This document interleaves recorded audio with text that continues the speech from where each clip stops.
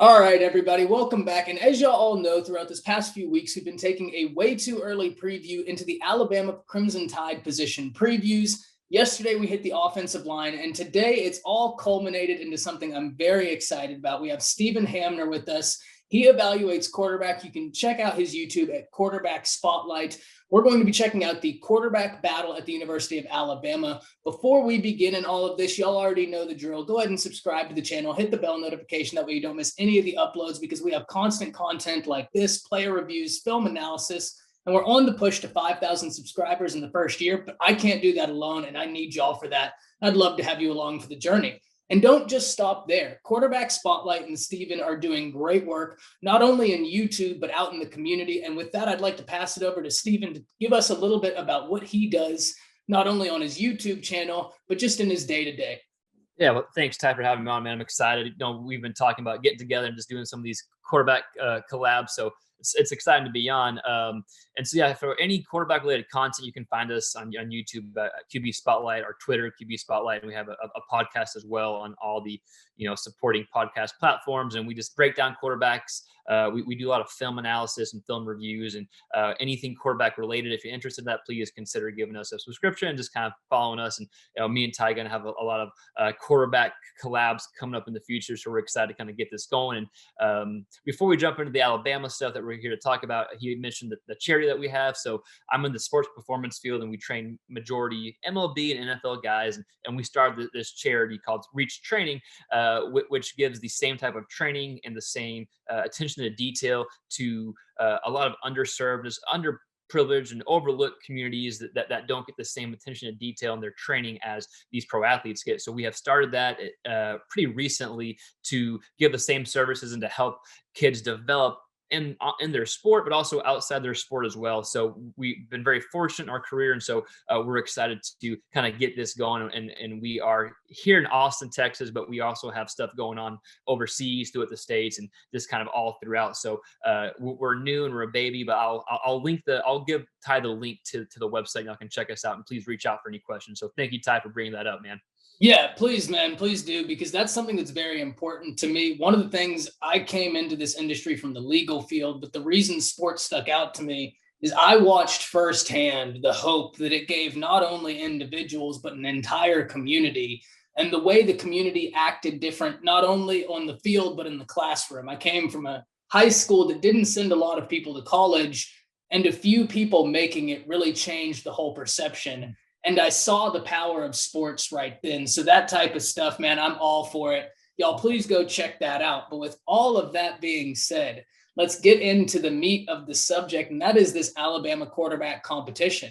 And look, this is a quarterback competition in every sense of the word.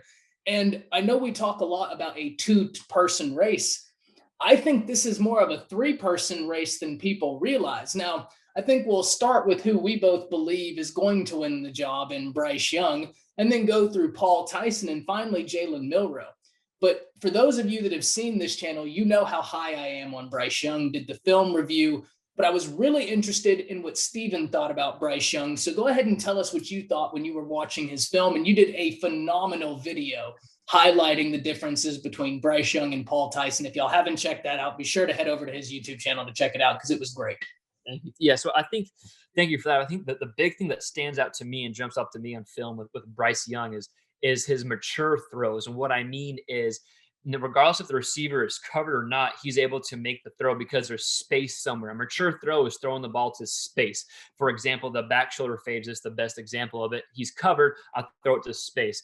But you see that in multiple routes, and you see it from the high school level. Then the brief kind of film you have in college, you saw him be able to do that as well. So I think the mature throws that Bryce Young is able to do really stand out. His ability to just improvise, but improvise with a purpose, if you will. He's not scrambling to scramble. He's forced to scramble. Eyes remain downfield, and he's making a bigger play. He's taking the 10, 15 plus yards as opposed to trying to get that 2-3 yard scramble. So there's very much a Russell Wilson type feel to him. I know people have explained that about him before, but I think it's a perfect example, a perfect comparison. Very good athlete, but he's a thrower first and foremost, very smooth delivery. And I think if I had to say one word to kind of wrap up his game coming out of high school, right? Because we've seen very minimal kind of plays in college. He's very polished. He's a very polished player, played against some of the best high school competition, but you see that polishedness in college already with his minimal experience. And so I think, we're both very high on him, but I think he's only going to continue to polish and get better because he's already showed, hey, I'm coachable in high school. I'm going to be coachable under Nick Saban, whoever he brings in. And those mature throws are really going to stand out, I think, this season. Yeah, and look, to just kind of piggyback off of what you said, I have a few points I'd like to get your opinion on before we move to Paul Tyson. But before we get to that, the coach of Mater Dei, who coached guys such as Matt Barkley, I mean, the lineage of quarterbacks from Mater Dei over the past few decades is nothing short of awe-inspiring, right? He said that Bryce Young was probably the best quarterback that he's coached, and he's been there 35 plus years. So that's incredibly high praise. And one thing that stuck out to me about Bryce, what I want to get from you, he almost plays like a baseball player. He doesn't have the explosiveness running that Kyler Murray has, but the way the ball jumps out of his hand at any arm angle almost did remind me a little bit of Kyler.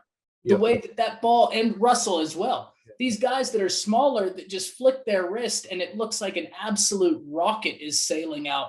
What did you think? It almost looks like he played baseball, right? And the thing with that, a lot of quarterbacks throw from different arm angles, right?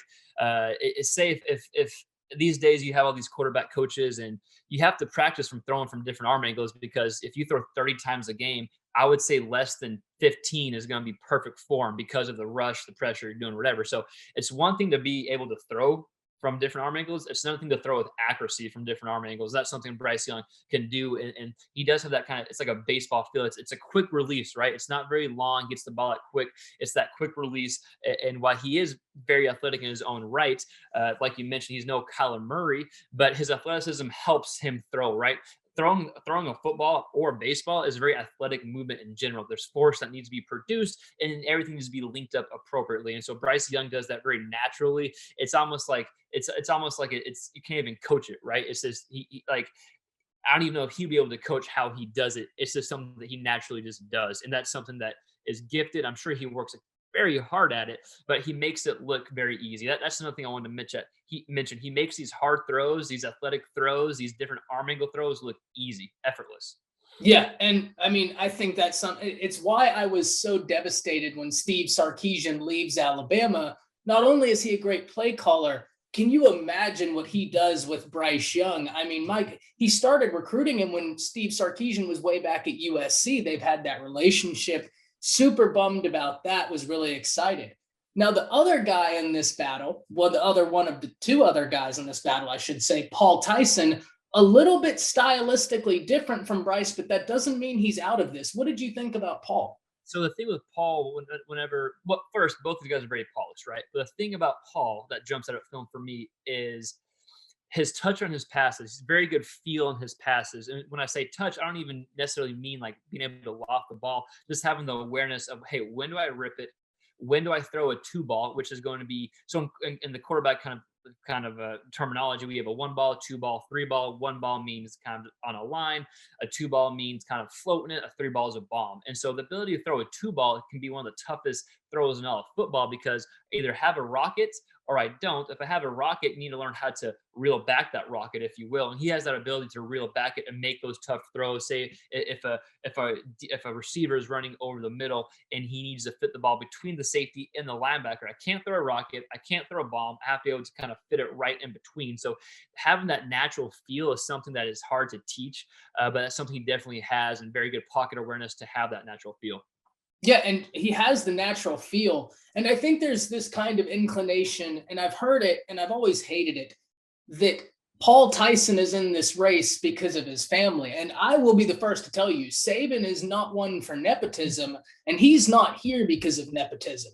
He is a real quarterback with real skills who has a real shot at being a D1 starter. He also has a bigger frame than Bryce. Now, how much stock do you put into that, right? Because I'm kind of in this in between. Do I put a lot of stock into that? Times are changing, but it does help. To be honest, I personally don't put a lot of stock in that. Maybe that's because I was a smaller quarterback in college, and that's kind of how my brain works just from being a smaller. So I personally don't put a lot of stock in it. If the guy can play, he can play. I don't care what size he is. So that's kind of just how I feel and operate. I couldn't agree any more with that. That's kind of always been my thing. I don't think that there's any doubt that it helps, right? Being 6'5", 100% correct. but hey, Kyler's better than a lot of 6'5" quarterbacks that have tried to come into the league, right? So I'll take him and Russ. Now, the Exactly. last guy I think that people don't give the due credit is Jalen Milroe. And before we started recording, we talked about the video that just came out of the 3 quarterbacks working out at Alabama. And Jalen Milroe looks like he's been there years, the way he's built up. You're kind of more familiar with him by working around that program. What are your thoughts on Jalen Milroe? Yeah, man, I'm a huge Jalen Milroe fan. I think he has just an extremely high ceiling. I know you do the same just from talking before we got on air. And so he played at Tompkins High School, which is in Katy, one of the toughest districts in probably all of high school All football, of high school. Texas, right? Absolutely. And so us being from Texas, we know like football's king. And so the year, I believe he was a starter his sophomore year. And before that, I believe Tompkins was winless or maybe one win or something. It was a very new program. Anyways, he takes over and now look at him. They're making runs. Exactly, right? Like they're having success and he's putting up huge numbers and he turned that program kind of around, or at least helped build it. So to me, it's like, okay, this guy is a potential program builder. Not that he's going to come in and build Alabama's program because it's already built, but you help keep it going along, right? And so, yeah, I'm extremely excited about Jalen Milroe. He's a dynamic, elite level athlete. Like he's an elite level athlete with elite level acceleration, but he can also push the ball downfield and he can rip it, right? Like, so he's got all the tools he needs to be a successful quarterback. And by that video you saw, he's working his tail off. He's a hard worker. So he's only going to get better. Yeah, one of the things you pointed out that I really like, especially with Jalen Milroe, he's got that Bryce Young in him to a surprising degree because I think he might be a better runner than Bryce. I think he might have a bit more top end speed. I think Bryce is probably a little shiftier. Bryce has got that rare juke ability. He's so quick twitch, but Jalen's probably stronger and faster. But neither of them look to run. They almost look like they hate their gift of running the ball because they only use it to throw the football. Right. It is really incredible. And as an Alabama fan, it makes me super excited because I know there's a lot of talk of Bill O'Brien. And the last thing I kind of want to get your opinion on, the last quarterback Bill O'Brien worked with was Deshaun Watson, right? Yep. However that went. If you had to give your guy right now with that in mind, and kind of, before that he had Christian Hackenberg, because of those two things, personally, I think Bryce Young is probably in the lead. The guys that he wanted, Bryce Young is a bit more similar to what those guys do. What are your thoughts on that? Yeah, I think you're right. I think, yes, Bryce Young isn't probably the lead, and obviously you have your ear to the ground and way more involved with that. But I think the quarterback room as a whole with Bill O'Brien is only going to get better, regardless of what happened in the NFL, regardless of the dynamic issues there, for whatever you want to call it. When you're playing for the greatest head coach in college football, a lot of times whatever issues you had previously kind of get swept away, right? And so I think from a development standpoint, I think every guy is in position to succeed and to reach max potential because of the coaching staff and how it's all set up. Yeah, I agree. I think that Bill O'Brien's going to do some good things. I'm intrigued to see what he's going to do. But I think people also need to realize that there's a massive difference between being a CEO and then being a head coach. Nick Saban is so great because he is a great CEO and head coach. Not everybody's meant to do that. And I know I've made the joke before, but at least Bill O'Brien can't trade Bryce Young for a half a sandwich in college, right? I mean, so we're safe there. No comment. Yep.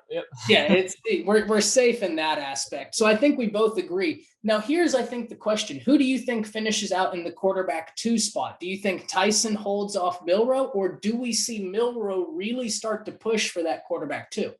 That's a good question. Put me in the spot. I think 100% he's pushing for quarterback 2, regardless if it starts out that way in the season, just because Tyson already has a feel for it, been under the system, been in a college program for over a year now. So I think, Tyson's probably starting number 2, but by the end of the year, I'm not surprised that Milroe is has exceeded expectations from the outside looking in. People that know him probably know, hey, this guy's a dude. He has a good shot at being number 2 and even pushing for some playing time. So I would not be surprised if Milroe is number 2 at some point this year, right? And not to mention, when you're building an offensive scheme, Milroe is going to fit that scheme a little better than Tyson is, if, assuming Bryce Young is successful and does what we all think he's going to do. Absolutely. And look, as an Alabama fan, 2 Alabama fans, I don't think either of us would be super surprised if any of these 3 guys won the job. Probably Milroe would shock us both just because of his youth. Yeah. Nothing else. His ability is there. But the youth would be shocking, considering he's got 2 older guys that are equally as talented as in front of him. But this is not to discount Paul Tyson or even Bryce Young. All 3 of these guys, it wouldn't shock us ability-wise if they started. So the Alabama Crimson Tide is in great hands there. Guys, this has been a lot of fun. Be sure to stick around to look for more of these. We have a ton of these planned out. And Stephen, one more time, what was that charity? It's Reach Training Inc. So the website is www.reachtraininginc.com. Awesome, man. And I'll be sure to link that in the description of the video. But y'all be sure to stick around. If you enjoyed the video, like, comment down below, subscribe to my channel, and be sure to go over to Quarterback Spotlight, if I'm not mistaken.